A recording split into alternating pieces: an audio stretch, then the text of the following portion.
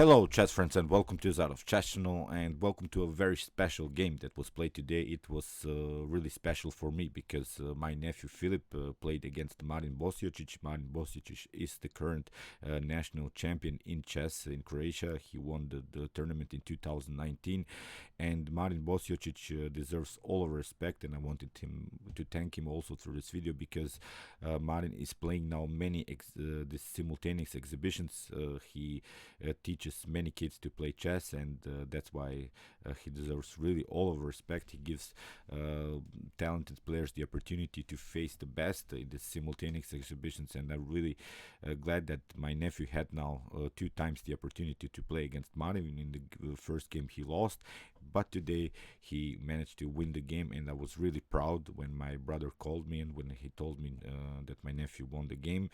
And he of course sent me immediately the PGN. That's why I decided to show you this particular game. So what to say about Filip? He had some good success, I think, also in some other simultaneous games. He almost managed to get a draw against Garry Kasparov, then made a slight inaccuracy which costed him the game. He had, I think, a great position against Garry, and Garry also gave him an autogram after the game. He took some pictures with Filip, so it's a bright future in front of Filip. And for myself, I'm really looking forward that I'm going back to my hometown club, because in my hometown club I will play with my nephew Filip, with my brother Goran, and with my brother-in-law Antonio.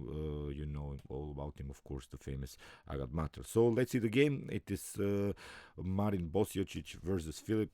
Here Marin opened with the move knight to f3. We have knight to f6 by Filip, and now we have c4.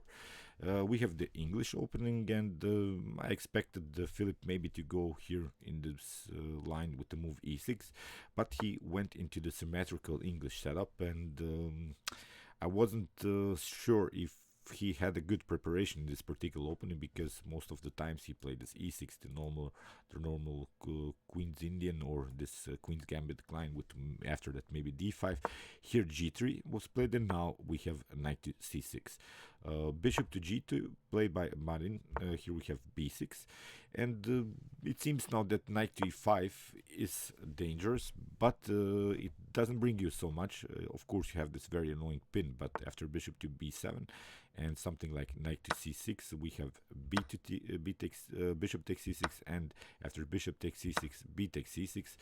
And there is now one problem in white's position. You have this backward pawn, so black could build maybe with queen to d7 and rook to d8 a very powerful battery, because you cannot advance the pawn, of course, to d4. You would love to do that, and that's why it's not such a huge problem, this knight to e5. So in the game, bishop to b7 and castling was played. Here Filip knight to c3 was played, and now Filip played the move e6 with the preparation to play the move d5.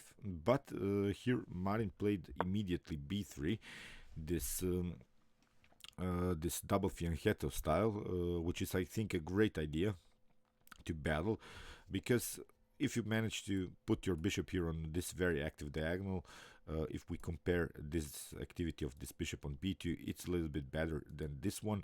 If you compare these two activities of the bishops, it's about equal, and the knights, of course, are equal. So from a piece activity point of view, I think white can go into this double fianchetto style. So here bishop to e7 played by Filip, and now bishop to b2, and here Filip castled, which I like, because he first, of course, secured his king, and then maybe trying to push this pawn on d5. And here e3 played by Bosiočić. We have d6, which I didn't like, I think. I really like now even more this idea to immediately push the pawn on d5, immediately challenging white center. This d6 move, I think, it's a little bit passive. You see the problems now about this d6 move.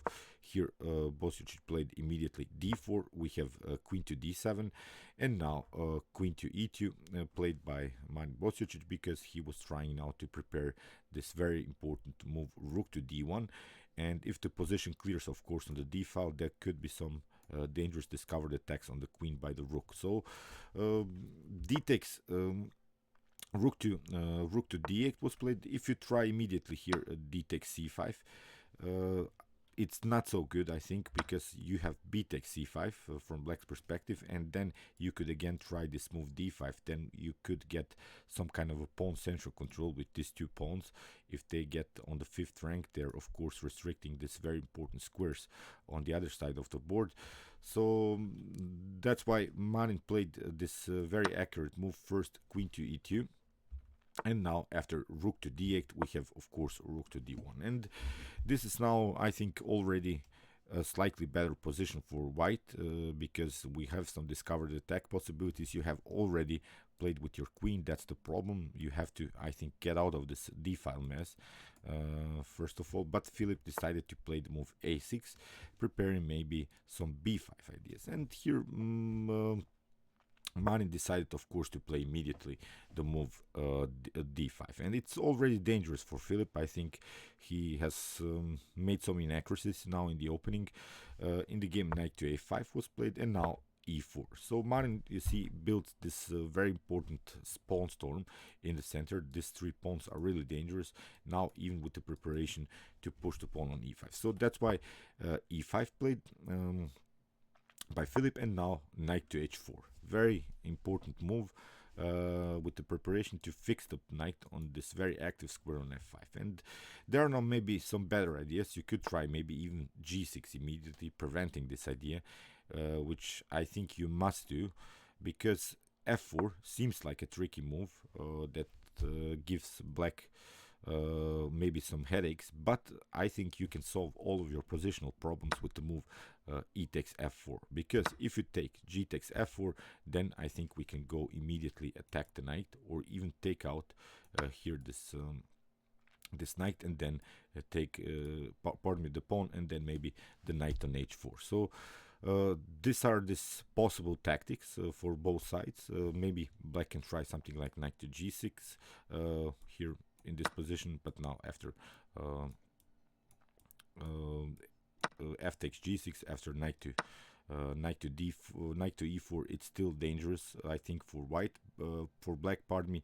But at least you have some targets here. You have this f4 weakness or this h2 weakness, so these are not connected pawns, so they're simply weaknesses in front of white's king. So but in the game after knight to h4, I think Filip makes unnecessary inaccuracy. He plays the move king to h8, and here knight to f5, of course, immediately played by Marin, going after this bishop.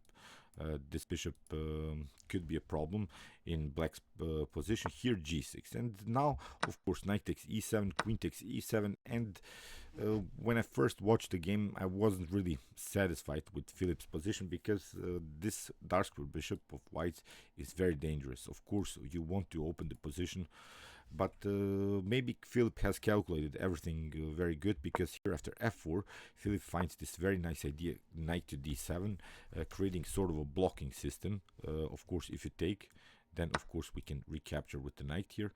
Knight takes e5 can be played, and now if, for instance, white tries maybe to go somewhere with the knight, this cowardly opening here this dark square diagonal, then I think we can close the position with the move f6. So this would be a good defensive setup, and still with the flexibility to maybe open somehow the queen side with the move b5. So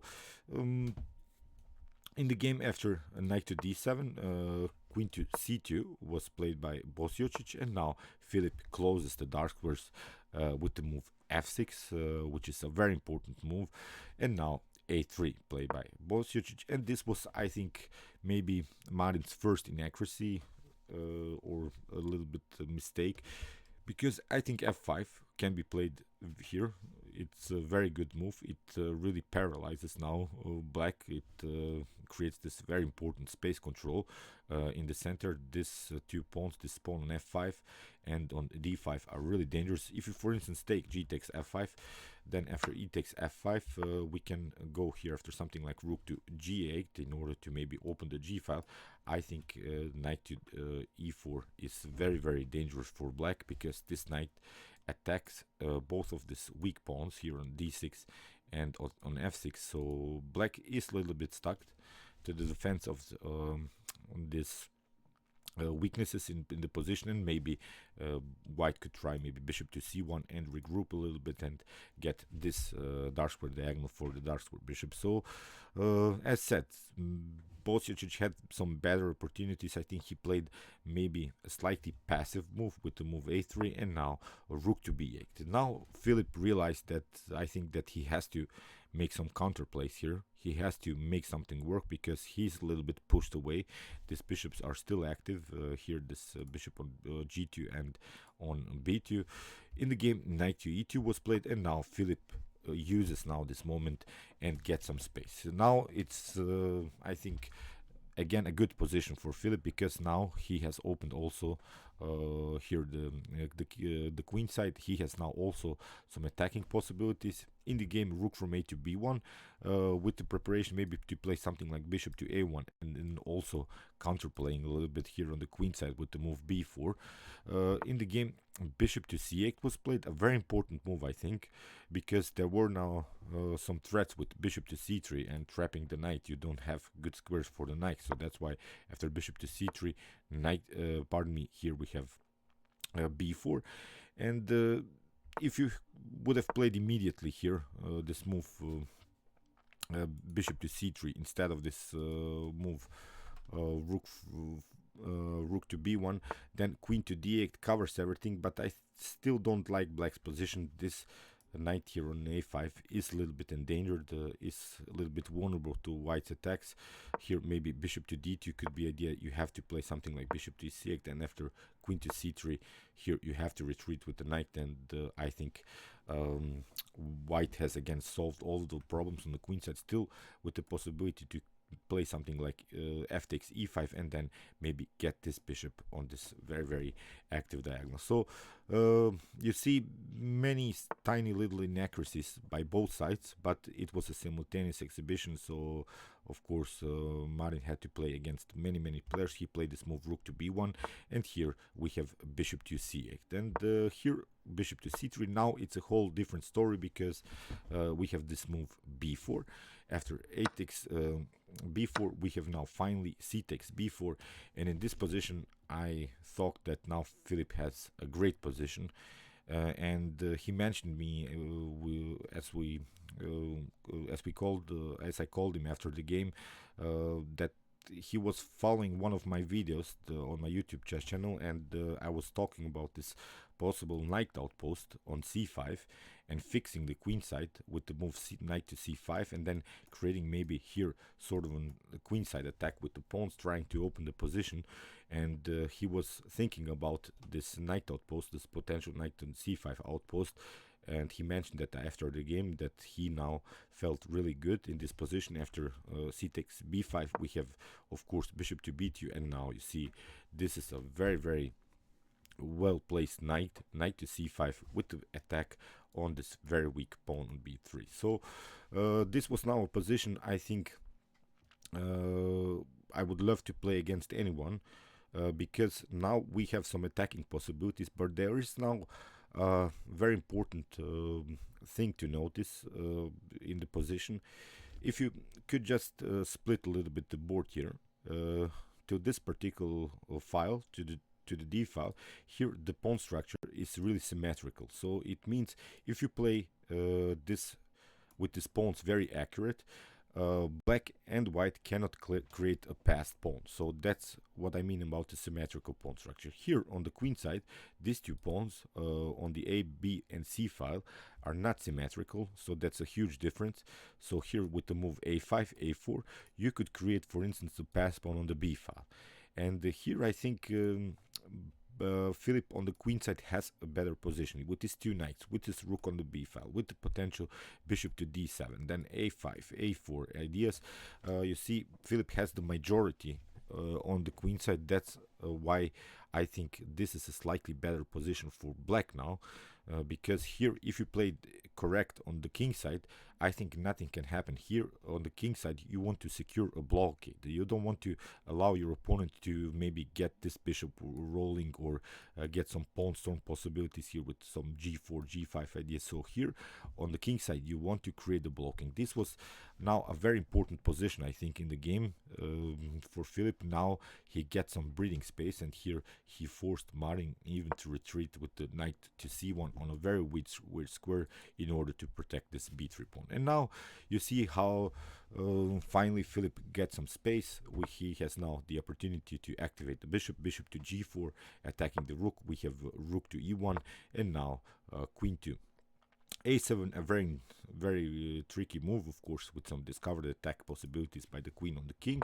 Here king to h1, and now we have king to g8. I'm not sure what was the idea about this move king to g8, but okay, there will be a very important thing about this move after a couple of moves. Maybe Filip has calculated all of that. I couldn't see the immediate idea about this move king to g8, but in the game rook to a1 was played, and now you see queen to c1. We have f5, and now here, as I said, you want to secure here a blockade. You are not allowing your opponent to create any mobility, any pawn mobility. A very nice move here, g5, a very nice positional move.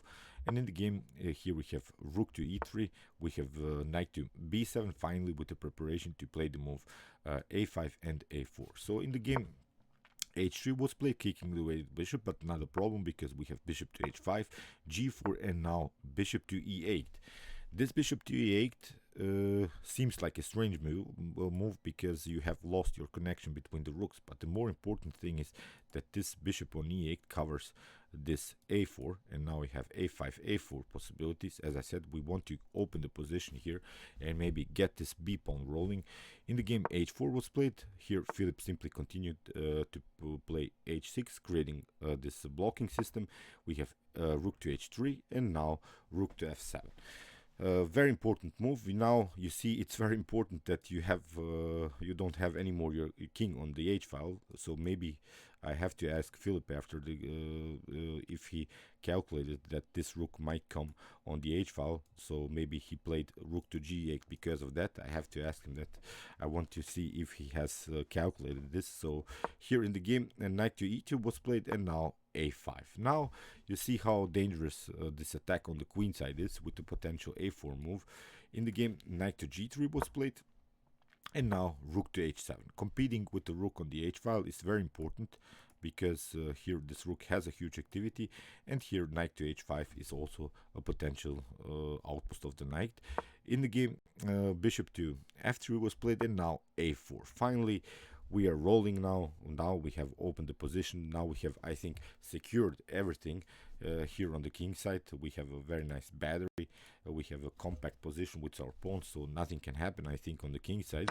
After b takes a4, now we have this very cool move b3. And this was, I think, a great move by Filip. Now you don't want to take, of course, immediately the pawn. Now this pawn on b3 is very dangerous. It can be even supported even further with the move knight to a5. So in the game, queen to h2 was played, and now knight to d3. You see how this knight becomes really active from the square c5. Now we can also play knight to c5, knight to f4. So here queen to d2 was played, protecting, of course, the bishop here. And now knight takes b2. You can even try here knight to c5, protect this knight, or you could try knight to f4, cementing your knight on a very active square, attacking also the rook. But in the game, knight takes b2 was played, and here queen to b2, and now queen to c4, taking out the pawn. And now we have the possibility again to play another knight on this very important square on c5. So in the game, a5 played by Bosiočić, knight to c5, very important move. Here a6, and now we have a very nice move, knight to a4. And there is now one problem. If you, for instance, play something like queen to d2, then you see b2 is really dangerous. If you try rook to b1, then queen to a2, attacking the rook. If you try to protect the rook, then I think rook to c8 is the possibility, but even knight to c3 is winning, I think, immediately, because you have to take out the knight, and here we can take out the rook. So in the next moves you can try queen to c1 and promote to another queen. So in this position it was already a winning position for white, I think, for black, pardon me. After this move, knight to a4, rook takes a4 was played, queen takes a4, and now h takes g5. We have f takes g5. here by Filip, but I think you can even take out this pawn with the h pawn. It's not a problem, because after something like rook takes h7, we have king takes h7, and if you try something like queen to h2, it's again, I think, not a problem, because we can go with our king. If you try knight to h5 in order to create a check, here bishop to h5, you cannot recapture with the queen, you have to recapture with the pawn. If you capture with the queen, of course, then you get rook to h8, and you lose the queen. So if you take out, for instance, with the g pawn, I think we can play simply a very nice defensive move, king to h6, and this creates a very important blockade, still with the possibility to push this pawn further, and again, it would be a completely winning game for black. So in the game, as said, we have g takes, pardon me, f takes g5, so here f6 was played. Filip played queen to a2, very important, and now rook to h2, protecting the queen. We have queen takes b2, rook takes b2, and now very important move, bishop to g6. I like this move because if we evaluate these pieces by the activity, this bishop is really bad. It's blocked out by its own pawns. So Filip played on this very nice blockade on dark squares, and when you play, of course, a very nice blockade, then these other pawns are on light squares, your opponent's pawns, and you see this bishop is basically like a pawn. So this bishop to g6 is the idea. Of course, we are waiting this knight to jump on f5 or on h5, and whenever that happens, of course, we want to take it out, and then simply go after this pawn, take it out, and play something like rook to a2. So in the game, king to g2 was played, rook to c7, with the idea to play this move, rook to c2, forcing the trades of rooks here. In the game, bishop to d1 was played, and now rook to a7. If you try to take rook takes b3, it again brings you nothing, because we can simply take out rook takes b3, bishop takes b3. We can simply take, and if you try to jump, as I said, with your knight here on f5, we can simply take out the knight. G takes f5, and now king to f2, taking out this pawn. We would then have two connected pass pawns, and it will be again completely winning for black. So in the game, bishop to e2 was played. In the game, rook to b4, attacking this pawn on e4. In the game, and king to f2 was played, and now rook to f7, attacking this pawn. We have king to e3, rook to c7. We have bishop to d3, and now king to f7. Very important move, attacking this weak f6 pawn.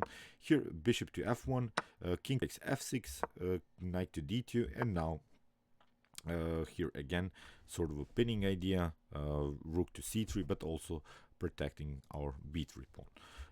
King to e2, rook to c7. You see, it's not so easy to find the best next move here. Marin Bosiočić tried to get maybe some activity with this pass pawn here. Here is a very dangerous pass pawn. In the game, Filip took, rook takes b3, knight takes b3, and now a very important move, I think, played by Filip, which is a great endgame move, h5. You want to create, of course, also for yourself a pass pawn, which is a very important thing, I think, in chess. Here, if only white has this pass pawn, it could be really dangerous, but because in the next move, white to try knight to a5, knight to c3, and then maybe something like a2 seems really dangerous. So here, after g takes h5, we have bishop takes h5 with the check, king to e3, and now g4. A very, very important move. Now we want at least deflect one piece from the attack here, because if this king maybe goes here and supports this pass pawn, it could be really dangerous for black. So that's why at least this pawn is this king is a little bit stuck to the defense of this pawn. This pawn is also very dangerous. It could promote the queen. So that's why knight to a5 was played, with the preparation to play the move knight to c3, and here simply g3. Again, forcing another piece to go back. That's why bishop to f1 had to be played. This bishop, of course, prevents this g2 move. But now you see this setup of blacks here. The pawn on g3, this bishop on h5 are really restricting the king's ability to march here and to attack this pawn on g3. So now two pieces of white a little bit stuck simply to the defense of this g3. So very, very nice endgame technique, I think. Here, if you try pardon me, rook to c3 was played, but if you try, for instance, here instead of this bishop move, if you try knight to c6 immediately, then I think we can simply play rook to g7. You see, if you try to push forward, then we can also push forward g2. If you try to promotion to queen, then the promotion to queen comes with a check here, which is very cool. I think then you have to move with your king somewhere, and now rook to g2. I think it's even a forced checkmate sequence here. King to c3 can be played, but now we're simply continuing to create some checks, and here I think you get checkmated here on a1. So that's why this bishop f2 f1 had to be played, and in the game here Filip finds a very nice move, rook to c3, because he plays on the so-called Tarash rule. The Tarash rule says that you have to bring your rooks always behind your enemy pawns. So here you have to play rook to a3 and get behind, because now the rook's activity also is an attacking piece, of course, now, but also it defends this very important potential promotion to queen. So here in the game, king to d2 was played. Now finally rook to a3, attacking the knight. Knight to c6 was played, and now bishop to f3. In this position it's basically game over, because here a7 was played, but now Filip simply took. Bishop takes e4, and in this position Marin Bosiočić resigned, because now we could simply push forward. Here the move g2 is a possibility, then you have to give up your light square bishop, and you're continuing the endgame, of course, with an extra rook. You can never promote this one, because the rook is covering that, of course, and here in the next move we could also try to take out this d5 pawn, attacking the knight, and also take out finally this very annoying a7 pawn. Okay, great game by Filip. I've also prepared a video. My brother recorded it while they were playing here. You can check it out.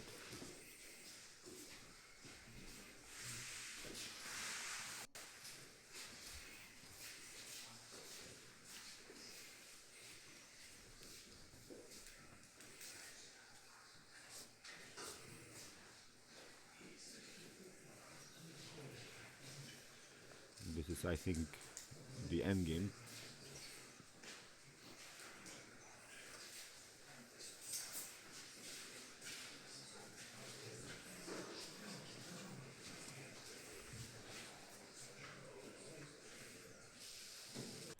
So it was really Filip one man standing here.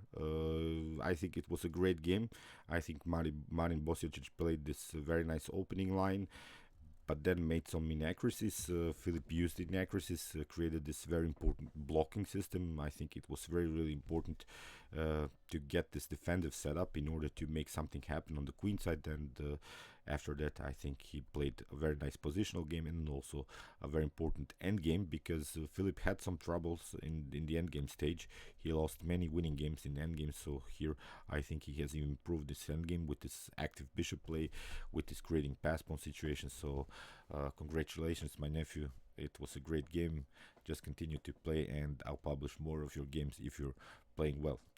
Okay, I hope you enjoyed this game. I enjoyed it a lot, of course. Meanwhile, you can watch my other commented chess games from the series, and you can also watch my best chess games of all time if you want to see the best chess games that have been ever played in chess history. See you soon with some more videos, and chess is the best, of course.